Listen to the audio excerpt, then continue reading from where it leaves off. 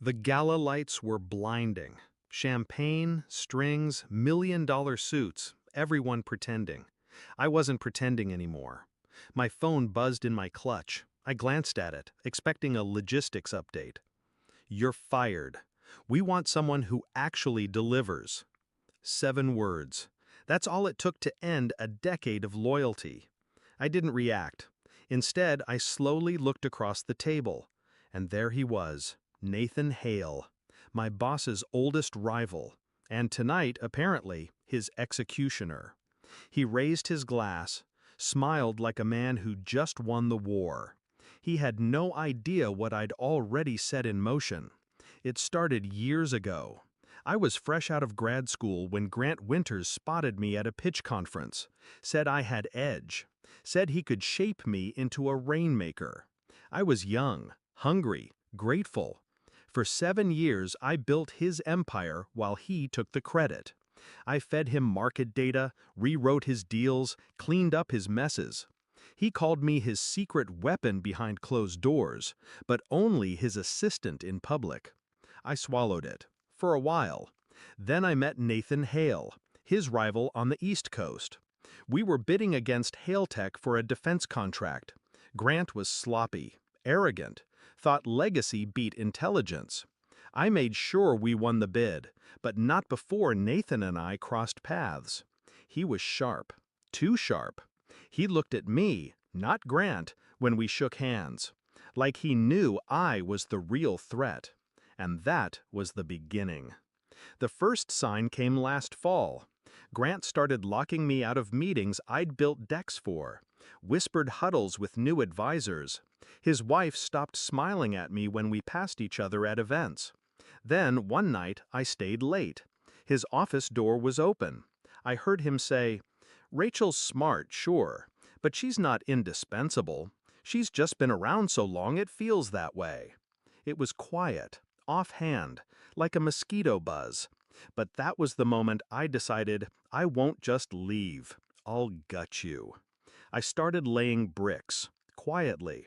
I ghost-wrote 3 major deal pitches, ones that Grant barely skimmed. But this time, I didn't route the final signatures through our system. I routed them through my own shell company, just a pass-through, clean and legal. He never noticed. 3 of his biggest clients thought I was leading negotiations.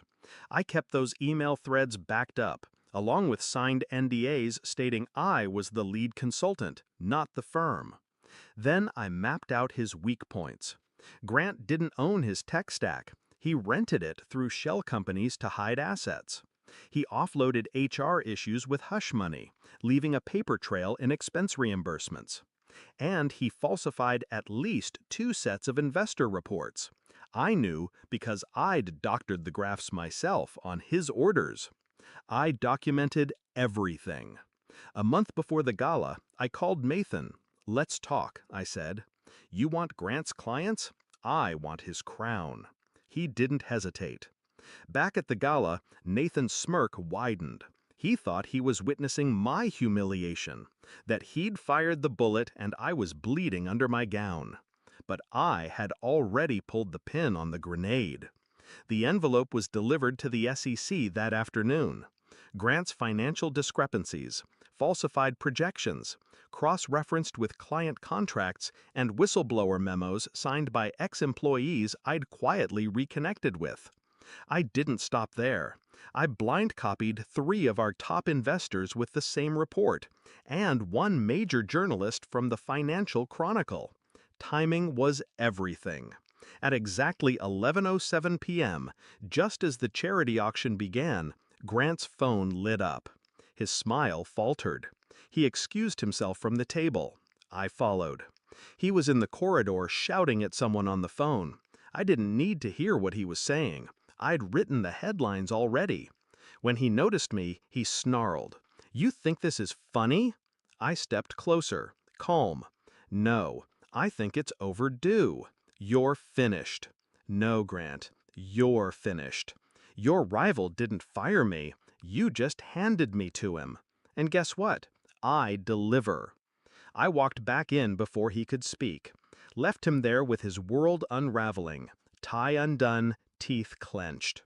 By sunrise, Hailtech had absorbed 3 of his biggest accounts. The Chronicle ran the story at 5:12 a.m. Winters & Co. faces SEC probe amid internal leak. He tried to spin it. Blame me. But I'd already protected every move. Nothing traced back that wasn't intentional.